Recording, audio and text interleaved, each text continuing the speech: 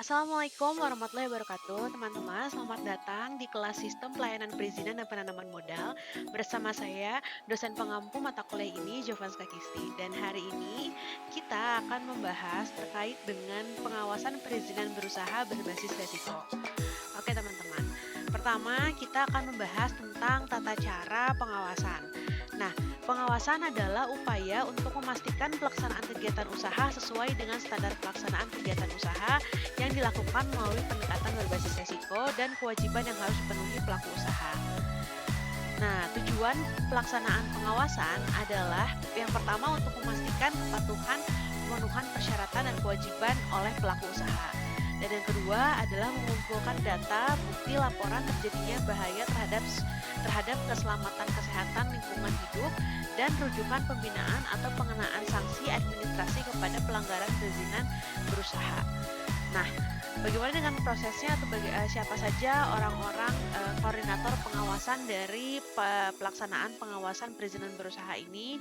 Yang pertama adalah lembaga OESS yang ada di dalam BKPM.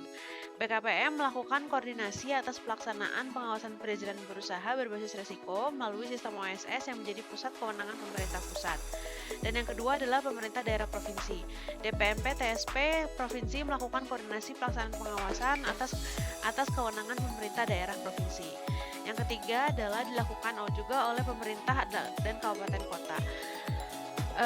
Pemerintah daerah kabupaten ataupun pemerintah kota melakukan koordinasi pelaksanaan pengawasan atas kewenangan pemerintah daerah kabupaten ataupun kota. Nah, dalam hal ini menurut PP 5 tahun 2021 pasal 214, 216 dan 217, pengawasan dilakukan secara terintegrasi dan terkoordinasi melalui subsistem pengawasan pada sistem OSS. Yang kelima adalah Badan Pengusaha PBPB. Badan Pengusaha KBPBPB melakukan koordinasi pelaksanaan pengawasan yang berlokasi di KPPBPB. Kemudian adalah Administrator KEK. Administrator KEK melakukan koordinasi pelaksanaan pengawasan yang berlokasi di kawasan KEK tersebut. Nah, itulah koordinator pengawasan terkait dengan pengawasan perizinan berusaha. Bagaimana penyelenggaraan perizinan berusaha berbasis resiko? Yang pertama adalah tergantung dari resikonya sendiri. Jika resiko rendah, dari mulai pendaftaran NIB, area pengawasan perizinan berusaha, dilakukan persiapan dan operasionalisasi oleh pembinaan dari pengawasan perizinan berusaha. Nah, pembinaan, pendampingan, penyuluhan terkait kegiatan usaha dan pemenuhan kewajiban kegiatan usaha sudah diawasi oleh pengawas perizinan berusaha. Jika menengah rendah, dari mulai pengurusan NIB sampai dengan SS, barulah kemudian dilakukan pembinaan pendampingan. Nah, di tingkat resiko menengah dan tinggi, NIB dan SS yang belum diverifikasi harus menunggu verifikasi. Setelah diverifikasi, barulah kemudian pemenuhan standar kewajiban dimulai ketika akan ada kegiatan operasional yang berlangsung. Seperti itu. Kemudian, pengawasan perizinan berusaha berbasis resiko terdiri dari pertama adalah pengawasan rutin meliputi laporan pelaku usaha dan inspeksi lapangan, dan yang kedua adalah pengawasan insidental. Nah, OSS RBA dengan moto Trust but Verify ini secara umum melakukan pengawasan kepada pelaku usaha. Dilakukan terhadap pemenuhan standar kewajiban pelaksanaan kegiatan usaha dan perkembangan realisasi penanaman modal, pemberian fasilitas, insentif, dan kemudian kemudahan untuk penanaman modal dan atau kewajiban kemitraan.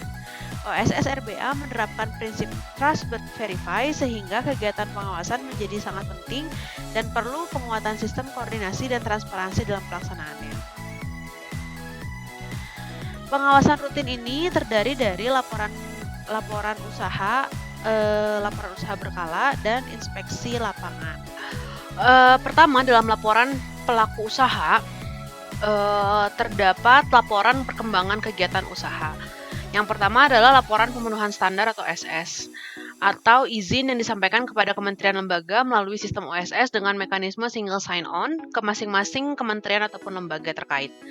Kemudian adapun laporan-laporan lain yang harus dipenuhi adalah realisasi penanaman modal dan tenaga kerja setiap 3 bulan, realisasi produksi pertanggungjawaban CSR, pelaksanaan kemitraan usaha pelatihan dan alih teknologi, disampaikan kepada BKPM, Pemda, Provinsi, Kabupaten Kota, Administrator KEK, dan BPKBP-BP melalui sistem OSS. Adapun inspeksi lapangan selanjutnya. Nah, dalam inspeksi lapangan, kegiatannya adalah sebenarnya untuk memeriksa kesesuaian data dan informasi yang disampaikan pada laporan berkala dengan pelaksanaan fisik ataupun kegiatan usaha melalui yang pertama adalah pembinaan. Nah, dalam pembinaan ini ada bentuk pendampingan dan penyuluhan atau fasilitas penyelesaian masalah.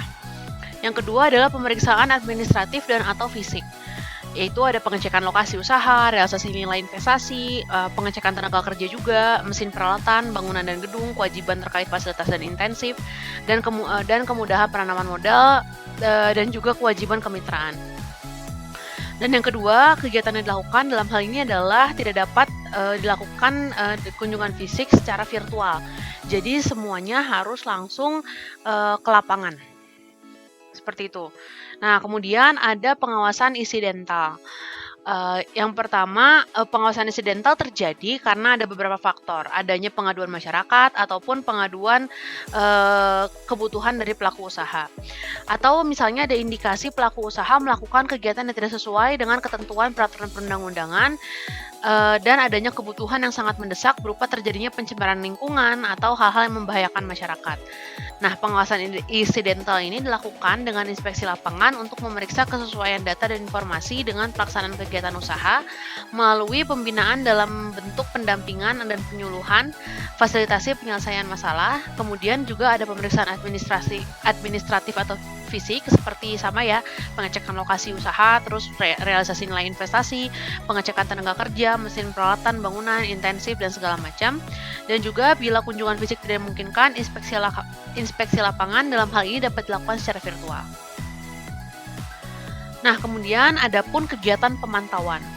Nah, laporan berkala menjadi salah satu aktivitas dalam kegiatan pemantauan. Data berupa laporan perkembangan kegiatan usaha dari pelaku usaha atau laporan berkala, yaitu ada laporan pemenuhan sertifikat standar atau SS dan atau izin disampaikan kepada kementerian ataupun lembaga, laporan realisasi penanaman modal tenaga kerja setiap 3 bulan, realisasi produksi tanggung jawab CSR, dan pelaksanaan kemitraan usaha pelatihan yang disampaikan kepada BKPM, Pemda Provinsi Kabupaten Kota, Administrator KEK atau BPKBP-BP melalui sistem OSS. Setelah itu kegiatan pemantauan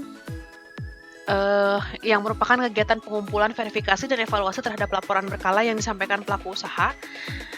Ini diverifikasi dan dievaluasi atas laporan berkala dari pelaku usaha di tingkat usaha beresikonya masing-masing sesuai dengan kewenangannya masing-masing. Kemudian termasuk melakukan penilaian terhadap kepatuhan pelaku usaha. Nah, di dalam database OSS pada dasarnya sudah ada list profil pelaku usaha dilengkapi dengan nilai kepatuhan pelaku usaha. Nah, nilai kepatuhannya itu berdasarkan nilainya baik sekali, baik atau kurang baik. Kemudian jika dilihat ada sesuatu yang mencurigakan atau tidak sesuai dengan apa yang sebenarnya dilaporkan, maka inspeksi ke lapangan dilakukan. Ini merupakan gambaran umum sistem OSS RBA. Ini sebenarnya merupakan gambaran yang dapat dilihat oleh teman-teman semua. Pada dasarnya proses dari sistem OSS RBA melakukan pengawasan perizinan berusaha. Nah, kita lanjut dulu. Nah, ada perangkat kerja pengawasan. Dalam melakukan kegiatan pengawasan perlu dilengkapi dengan perangkat kerja. Nah, perangkat kerjanya itu apa? Yang pertama adalah seorang inspektor, seorang yang bekerja dalam bidang pengawasan harus memiliki data profil informasi pelaku usaha yang terdapat dalam sistem OSS. Kemudian harus memegang surat tugas pelaksanaan inspeksi lapangan, surat pemberitahuan kunjungan, daftar pertanyaan bagi pelaku usaha terkait pemenuhan standar pelaksanaan kegiatan usaha dan kewajiban, dan juga berita acara pemeriksaan tentu saja. Nah, kita akan bahas terkait dengan inspeksi lapangan. Inspeksi lapangan memiliki beberapa kegiatan. Nah, pelaksanaan inspeksi lapangan yaitu dalam kementerian, lembaga, BKPM, perangkat daerah provinsi, perangkat daerah kabupaten kota, administrator KEK, dan badan pengusaha KPBBP sesuai kewenangannya secara terintegrasi dan terkoordinasi melakukan koordinasi terkait dengan inspeksi lapangan yang akan dilakukan. Dilaksanakan secara terintegrasi dan terkoordinasi sesuai dengan rencana jadwal tahunan yang tercantum pada sistem pengawasan pada sistem OSS. Kemudian dalam melaksanakan inspeksi lapangan dapat bekerja sama dengan lembaga atau profesi ahli yang bersertifikat atau terakreditasi. Bila berdasarkan inspeksi lapangan ditemukan pelanggaran yang dilakukan oleh pelaku usaha, lembaga atau profesi ahli yang bersertifikat atau terakreditasi melaporkan kepada pelaksana inspeksi lapangan. Dalam hal melaksanakan implementasi penghentian pelanggaran, pelaksanaan inspeksi lapangan dapat bekerja sama dengan aparatur penegak hukum. Kemudian perencanaan yang sempat disinggung tadi, ada perencanaan inspeksi lapangan tahunan itu sebenarnya sudah disusun oleh koordinator pengawasan. Nah, penyusunan ini merupakan kompilasi daftar nama pelaku usaha yang diusulkan untuk dilakukan inspeksi lapangan tahunan. Koordinator menyusun rencana inspeksi lapangan tahunan ke dalam sistem OSS paling lambat minggu keempat dalam bulan November. Kemudian paling lambat pada minggu kedua bulan Desember, kementerian, lembaga ataupun Pemda mengusulkan tambahan dan penyesuaian pelaku usaha dan lokasi yang akan diawasi ke dalam rancangan inspeksi lapangan. Kemudian paling lambat di minggu keempat bulan Desember, koordinator memperbaharui rancangan inspeksi lapangan tahunan pada database pengawasan dan pada sistem OSS berdasarkan usulan kementerian dan lembaga. Kemudian dalam awal Januari, sistem OSS menotifikasi Pemda dan pelaku usaha rencana inspeksi lapangan yang telah ditetapkan pada awal tahun berjalan yang akan melakukan pelaksanaan inspeksi lapangan. Nah, setelah adanya inspeksi lapangan, ada pun tindak lanjut dari hasil pengawasan. Dalam hal ini, hasil pengawasan menunjukkan adanya ketidaksesuaian atau ketidakpatuhan pelaku usaha atas ketentuan peraturan perundang-undangan. Ditindaklanjuti dengan memberikan rekomendasi. Rekomendasinya dapat berupa pembinaan, perbaikan, dan atau penerapan sanksi. Rekomendasi tersebut diinput ke dalam sistem OSS. Nah, apa sajakah sanksinya? Yang pertama adalah sanksi administrasi. Sanksi administratif dapat dikenakan dalam pelaku usaha dalam hal jika pelaku usaha tidak memenuhi persyaratan standar dan kewajiban pelaksanaan kegiatan usaha, tidak menyampaikan laporan perkembangan realisasi penanaman modal, serta pemberian fasilitas insentif dan kemudahan untuk penanaman modal dan atau kewajiban kemitraan. Tidak memenuhi salah satu kewajiban sebagaimana dimaksud dalam pasal 5 Raperban Pengawasan BKPM, tidak memenuhi salah satu tanggung jawab sebagaimana dimaksud dalam pasal 6 Raperban Pengawasan BKPM, dan atau tidak memenuhi kriteria minimum realisasi penanaman modal sesuai dengan ketentuan peraturan perundang-undangan. Jenis-jenis sanksi administratif itu ada peringatan tertulis, penghentian sementara kegiatan usaha, pencabutan perizinan berusaha, atau pencabutan sertifikat standar produk, dan pencabutan perizinan berusaha untuk menunjang kegiatan usaha. Sanksi administratif tersebut dikenakan pada pelaku usaha yang melakukan pelanggaran ringan, pelanggaran sedang, ataupun pelanggaran berat. Tingkat pelanggaran dan sanksi administratif itu ada ringan, sedang, dan berat. Nah, ringan itu adalah peringatan tertulis pertama, kedua, ataupun ketiga. Itu masih dianggap sanksi yang ringan. Nah, pelanggaran ringan itu tidak memenuhi salah satu kewajiban tanggung jawab pelaku usaha, tidak memenuhi kriteria minimum realisasi penanaman modal, dan tidak lapor LKPM, tidak menjalankan kewajiban kemitraan. Adapun sanksi sedang atau peringatan tertulis pertama dan terakhir atau penghentian sementara. Pelanggaran sedang itu tidak melakukan perbaikan atas sanksi ringan, terbukti terjadinya pencemaran lingkungan yang membahayakan keselamatan masyarakat, melakukan pelanggaran ketentuan perundang-undangan. Adapun sanksi berat atau pencabutan perizinan berusaha yaitu adalah tidak melakukan perbaikan atas sanksi pelanggaran sedang, melakukan kegiatan yang tidak sesuai dengan perizinan berusaha, terbukti terjadinya bahaya atas kesehatan, keselamatan, dan lingkungan, dan atau mengganggu perekonomian. Nah, kemudian tindakan administratif atas pelanggaran ringan itu yang pertama, peringatan tertulis diberikan dalam jangka waktu 30 hari. Kemudian dinyatakan gugur bila pelaku usaha memenuhi kewajiban dan memberikan tanggapan kepada sistem OSS. Namun apabila tidak diberikan, maka sanksi administratif selanjutnya akan berlaku. Yang pertama adalah peringatan tertulis pertama, peringatan tertulis kedua, peringatan tertulis ketiga, barulah masuk ke dalam penghentian sementara. Bila pelaku usaha tidak menindaklanjuti peringatan ketiga, maka akan dilakukan pengawasan untuk memberikan sanksi administratif berikutnya. Nah, evaluasi dilakukan oleh BKPM, DPM PTSP Provinsi Kabupaten Kota, Administrator KEK, dan BPKBPP. Baik teman-teman, itulah